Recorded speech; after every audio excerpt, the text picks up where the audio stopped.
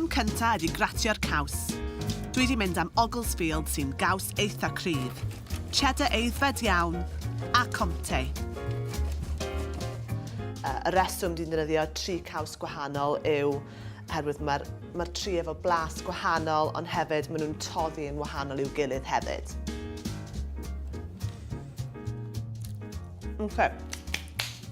Caws yn barod. Yr unig peth ar ôl sydd angen wneud cyn I fi fynd draw i'r ffwrn yw rhoi 1 darn o garlleg mewn.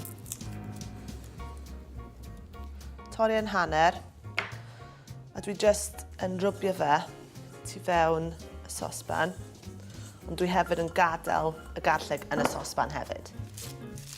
Y cam olaf yw ychwanegu'r cwrw.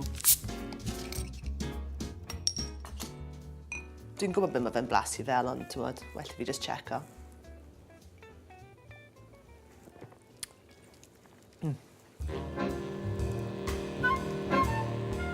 Cynheswch 100 ml o'r cwrw yn y sosban gyda'r garlleg, cyn ychwanegu'r caws damaid wrth damaid.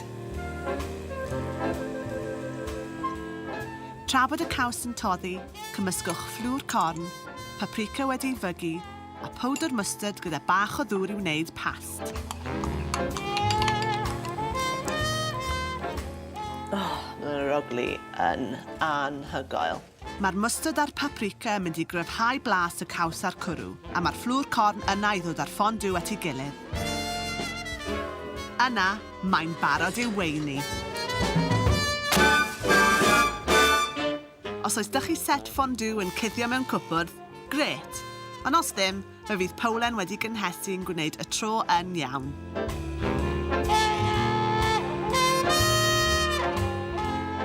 Fan hyn dwi efo cwpl o bethau rili neis I dipio yn y fondue. Yn draddodiadol, dych chi'n cael bara, ond hefyd dwi efo pickles a weinons bach a salami, ond hefyd mae rhywbeth fel tatws yn rili neis yn y fondue. Dwi'n mynd I trio pickle bach.